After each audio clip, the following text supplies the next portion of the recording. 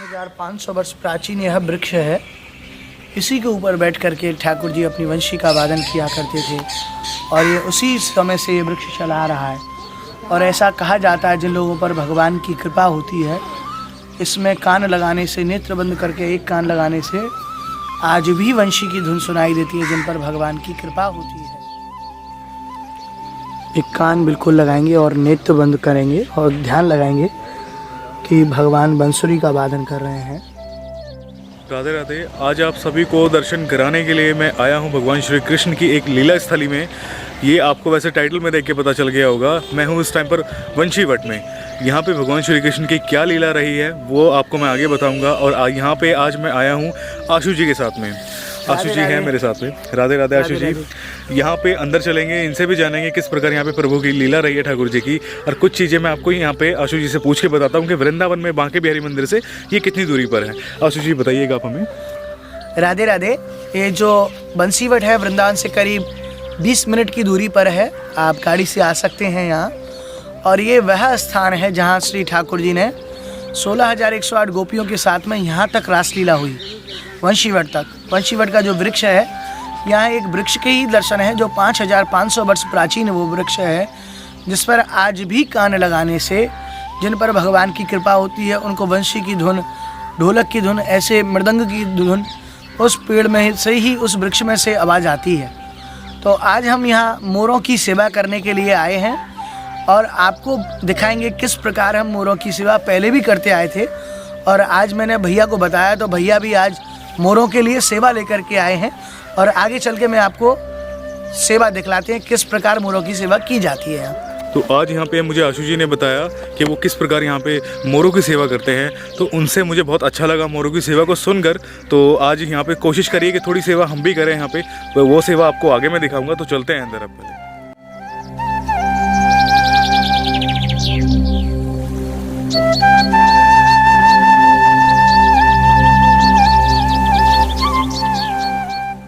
जब देखेंगे किस प्रकार का ये पक्षी है, अगर आप लोग जानते हैं तो प्लीज़ कमेंट करके ज़रूर बताना। ये तो मैं फर्स्ट टाइम देख रहा हूँ यहाँ पे।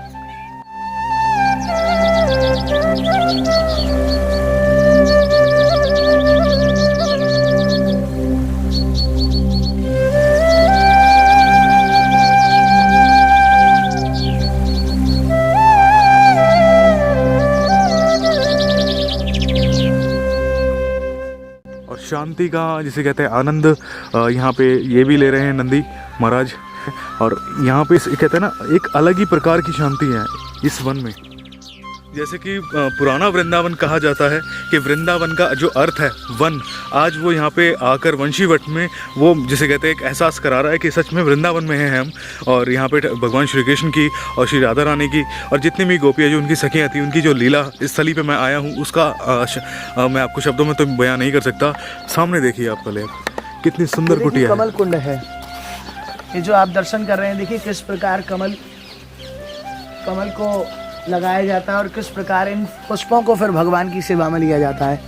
ये कमल कुंड है। देखिए कमल धीरे धीरे खुलेगा, खिलेगा और फिर ये आप सामने देख रहे हैं ये है कमल।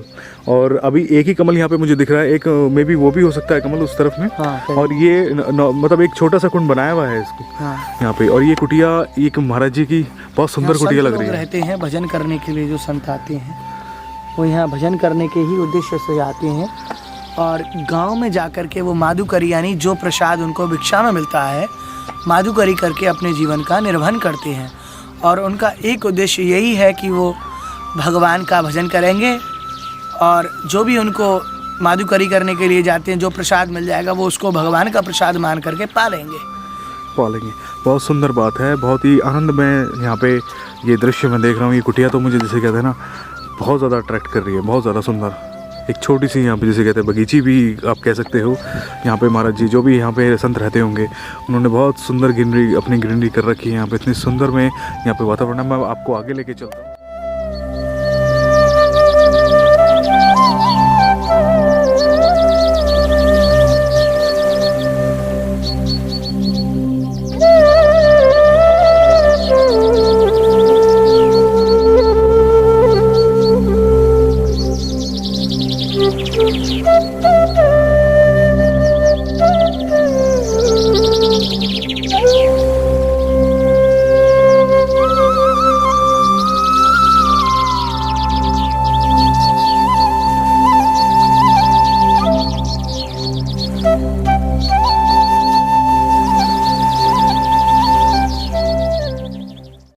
कि आप देख रहे हैं ये है पूरा वंशीवट, और वंशीवट में यहाँ पे जगह जगह मैंने अभी देखी है महाराज जी की कुटियाएँ बनी हुई हैं।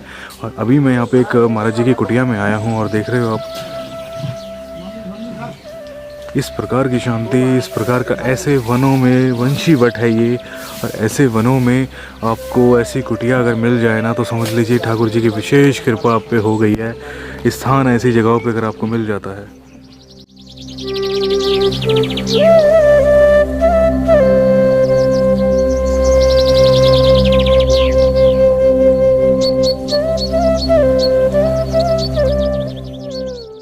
यकीन मानिएगा जो मेरे पीछे आप ये देख रहे हो, पीछे ऐसी स्थानों पे जब मैं आता हूँ ना और ऐसी कुटियाओं को मैं देखता हूँ, मैं अपने आप को रोक नहीं पाता हूँ। मेरा मन इस प्रकार ऐसे वो हो जाता है जिसे कहते हैं, यहाँ पे ललचा जाता हूँ मैं देखकर कि काश यहाँ पे मुझे स्थान मिल जाता, काश मैं शहर से बहुत दूर कोसों दूर जाके मैं ऐसे स्थानों में बस जाता।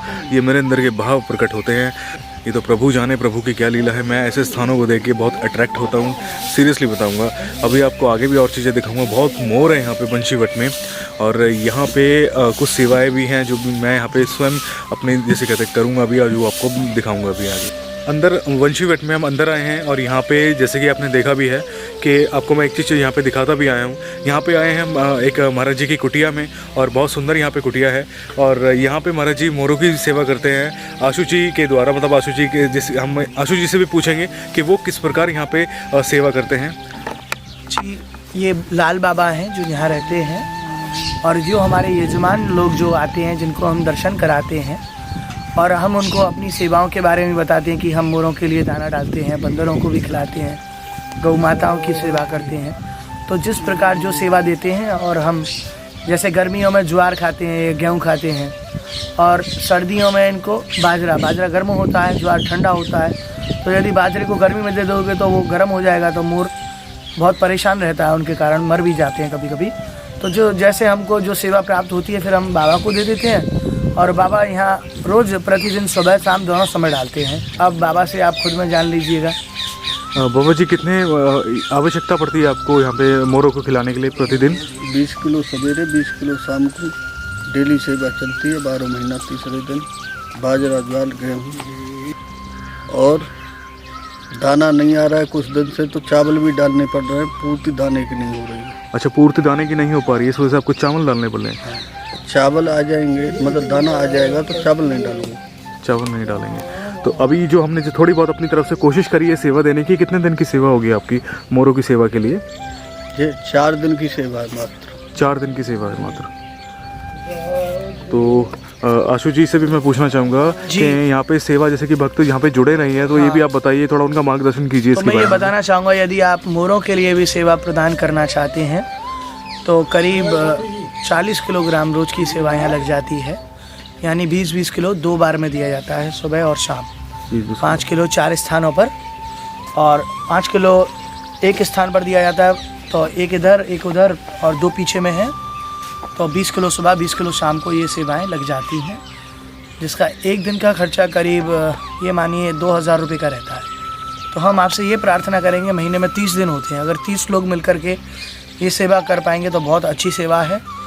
और आप मोर की सेवा से भी जुड़ सकते हैं, और अवश्य ही ठाकुर जी आप पर कृपा करेंगे, क्योंकि आप उन मोरों को खिला रहे हैं। पहले इनके लिए खाने के लिए बड़े फल फूल रहा करते थे, अब कुछ भी नहीं है फल फूल बनों में, तो अब ये कुछ नहीं खाने के लिए। अब बाबा चावल मजबूरन डाल रहे हैं।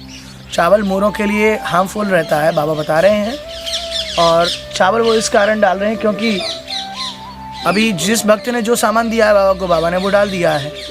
तो मैं आपसे यही विनम्र निवेदन करता हूँ, फिर आप ज़्यादा से ज़्यादा आगे बढ़ कर के आएँ मोरों को बचाने में, मोरों को दाना डालने में। आप हमें सेवा प्रदान कर सकते हैं बाय पेपैल, बाय पेटीएम और बाय बैंक, आप हमें सेवा प्रदान कर सकते हैं, और फिर हम यहाँ आकर के आपके नाम से ही बाबा को सेवा प्रदान कर सकते हैं, जिससे कि बाबा सुचारू रूप से अपनी सारी व्यवस्थाओं को व्यवस्थित रूप से कर सकें। बिल्कुल।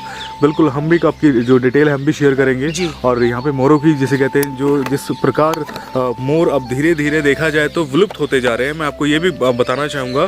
धीरे धीरे यहाँ पे आप सभी को पता है कि ब्रिज में वन अब खत्म होते जा रहे हैं, और जब वन खत्म होते जा रहे हैं तो मोर कहाँ जाएंगे। तो आप सभी से मैं यही कहना चाहूँगा कि मोरों को बचाने के लिए भी आगे आएँ और थोड़ी बहुत अपनी सेवा जो देना चाहे आप दे सकते हैं। आप मैं आशु जी की जो डिटेल है वो शेयर करूँगा। मैं तो ये कहूँगा कि मैं रहता हूँ दिल्ली में, मेरे लिए पॉसिबल नहीं हो पाता है यहाँ पे बार बार आना विज़िट करना, तो आप उचित होगा कि आप आशु जी को यहाँ पे संपर्क करें। आशु जी की डिटेल आपको स्क्रीन पे शो हो रही होगी, इनका कॉन्टैक्ट नंबर भी आपके साथ में स्क्रीन पे शो हो रहा होगा और आप इनको डिस्क्रिप्शन में भी आप इनकी डिटेल आपको मिल जाएगी। अभी आपको मैं आगे दिखाता हूँ कि किस प्रकार यहाँ पे मोर आते हैं और यहाँ पे जिसे कहते हैं ना नित्य आते हैं मोर यहाँ पे, और आपको एक यहाँ पे टाइमिंग भी है।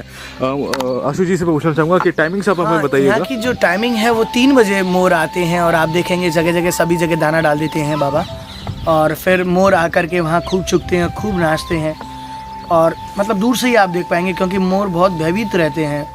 यहाँ पर कुछ कुत्ते हैं पहले मोर को मार दिया करते थे तो वो बहुत दूर से ही भाग जाते हैं, यदि किसी को आता देखते हैं तो बहुत दूर से ही जल्दी से भाग जाते हैं। लेकिन वो जो समय है वो 3 से 5 का है जब मोर यहाँ रहते हैं बहुत ज़्यादा। वहाँ पे मैं आपको बता दूँ, अभी मैं वाइड एंगल लेंस है मैं तो जूम ज़्यादा नहीं कर सकता, लेकिन वहाँ पे भी एक मोर है, वहाँ पे वो जिसे कहते हैं दाना चुग रहा है अपना, तो हम भी अपनी सेवा लेके जा रहे हैं यहाँ पे। जी देखिए आज जो लाए हैं वो बाजरा है, तो ये बहुत सहायक रहता है सर्दियों में, तो ये गर्म होता है तो मोर बड़े प्रसन्नता से इसको पाते हैं। आई चलते हैं हम आगे सेवा करते हैं।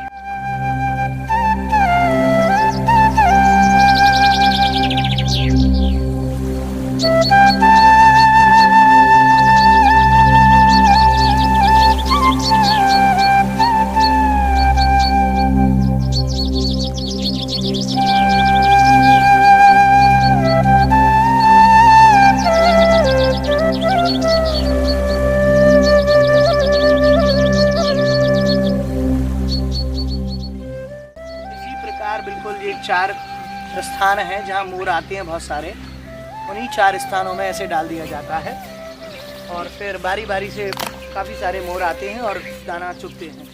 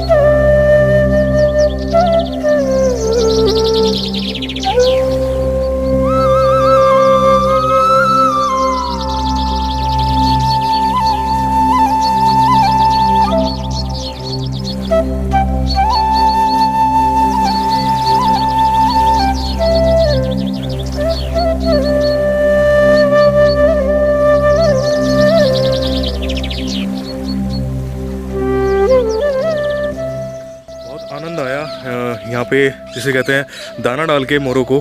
अब मैं आपको आगे लेके चलता हूँ, थोड़ा आगे और स्थानों के दर्शन कराता हूँ।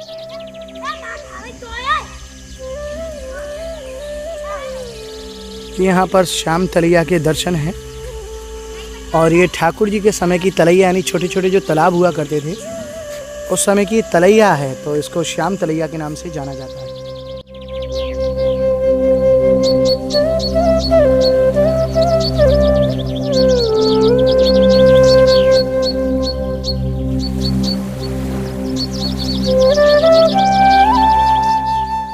अब हम आ गए हैं वंशीवट के उस स्थान पे जहाँ पे यहाँ पे मंदिर स्थित है।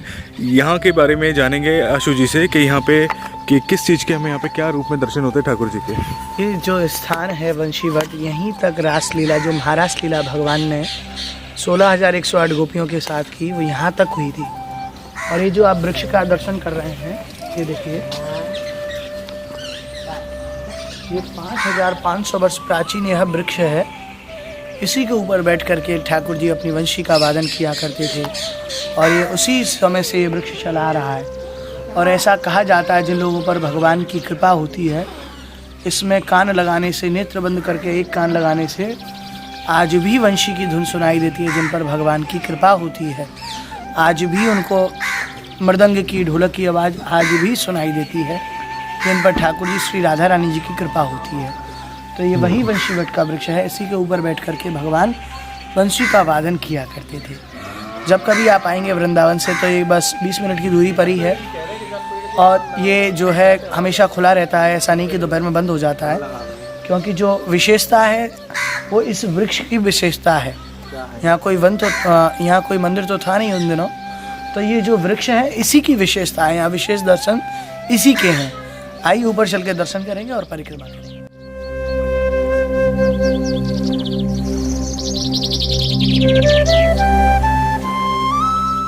अब हम आशु जी से जानेंगे कि किस प्रकार यहाँ पे कान लगाने से बंशी की आवाज़ सुनाई देती है। जैसे प्लेन जगह है, यहाँ आप कान लगाएंगे, एक कान को बंद करेंगे और नेत्र बंद करके यहाँ सुनेंगे।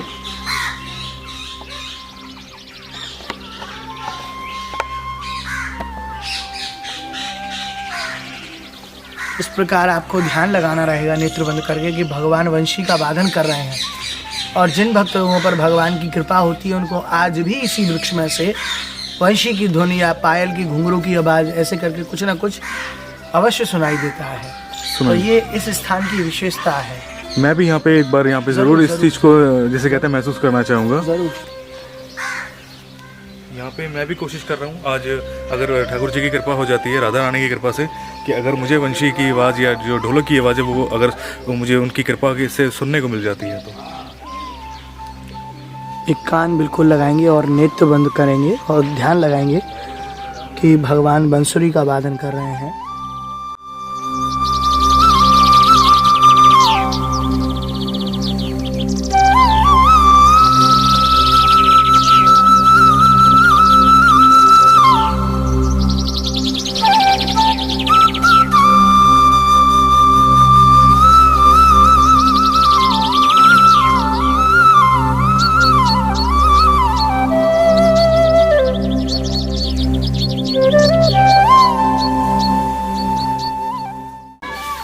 कोई आवाज़ आई थी आशु जी?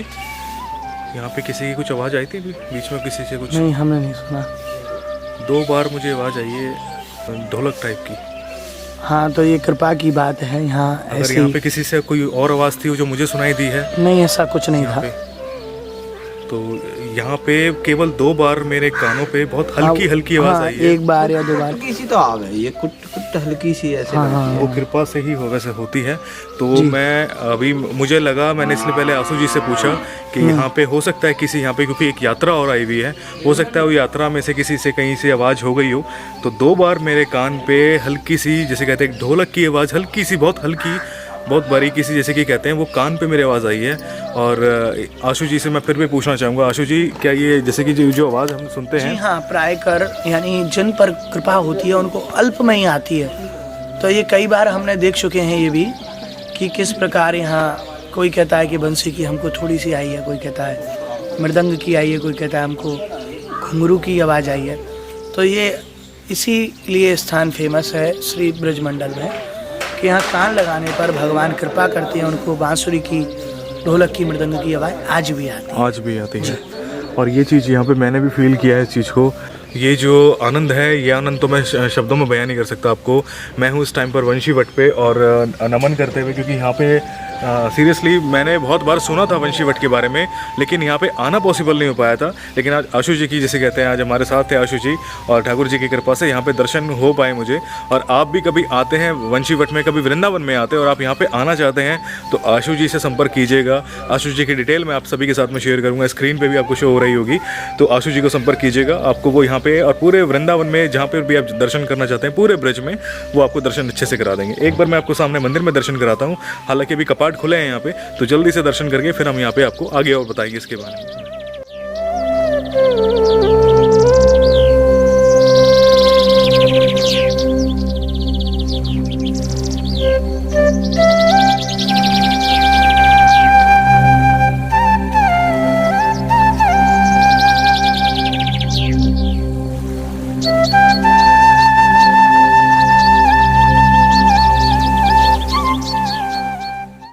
झूला है, मैं आपको यहाँ पे बताना चाहूँगा, जो सदैव ऐसे ही रहता है यहाँ पे झूला आशु जी। हाँ, ऐसे ये बाल अवस्था के लिए ठाकुर जी के लगाया गया है कि बोले ठाकुर जी आराम से जो झूला झूल सके।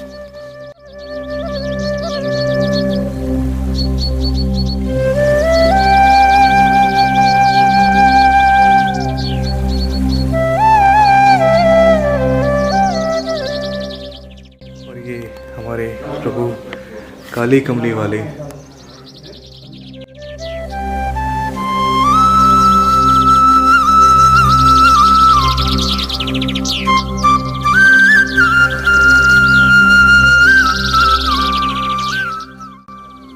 ये देखिए कितना सुंदर दर्शन है श्री दामा और ठाकुर जी का। ठाकुर जी के परम सिखा हैं श्री दामा, जो श्री प्रिया जी के भैया भी हैं।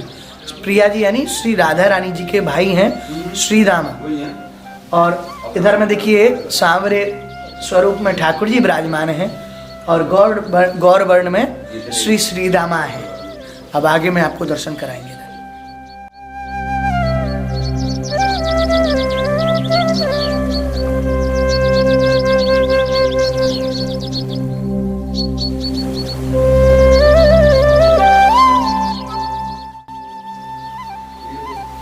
और इधर में आप जो दर्शन कर रहे हैं भगवान श्री हरि, श्री कृष्ण और बलराम जी का दर्शन है। ठाकुर जी के हाथ में सुदर्शन चक्र है और श्री बलराम जी यानी दाऊ जी के हाथ में उनका हल है। इनका एक नाम हलधर भी है। इन्होंने श्री यमुना जी को ऐंचा दाऊ जी में हल से खींच लिया था। जब श्री बलराम जी के मन में आई कि बोले मैं भी रास करना चाहता हूँ, तो यमुना जी कहने लगी, बोले नहीं, हम जेठ जी के सामने नहीं जाएंगे। गोपियाँ ने मना कर दिया कि आप तो बड़े हो, हम आपके सामने रास नहीं कर सकते हैं, आपके साथ रास नहीं कर सकते हैं। तो श्री बलराम जी ने अपने हल से ही उनको खींच लिया है। तो ब्रज में एक ऐंचा दाऊ जी भी स्थान है जहाँ श्री यमुना जी उल्टी बह रही हैं, क्योंकि श्री बलराम जी ने उनको हल से खींच लिया है। तो खींचने को ब्रज में ऐंचा बोलते हैं, ईच ऐंचना। तो उस स्थान का नाम ही ऐंचा दाऊ जी है। बिल्कुल। और यहाँ पे बहुत सुंदर रूप में दर्शन हो रहे हैं। और ये विग्रह के जो मैं रूप में दर्शन कर रहा हूँ, सच बताऊँ आपको, बहुत मुझे ऐसा प्रतीत होता है देख के कि प्राचीन है बहुत जी।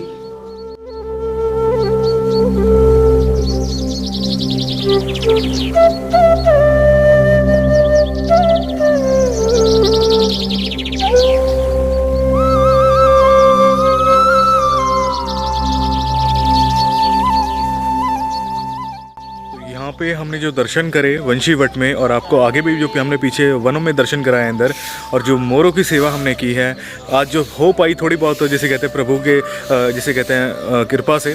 और यहाँ पे वंशी वट पे सच बताऊँ आपको, जो मैंने कान लगाए उस वृक्ष पे जहाँ पे भगवान श्री कृष्ण बैठकर वंशी बजाया करते थे, इतना आनंद आया। और वहाँ पे मुझे 2 बार हल्की हल्की ढोलक की आवाज़ सुनाई दी, जो मैंने पहले आशु जी से कंफर्म भी किया कि वहाँ पे कहीं किसी और ने तो कोई आवाज़ तो नहीं की, कि हो सकता है कि वो किसी और की आवाज़ हो।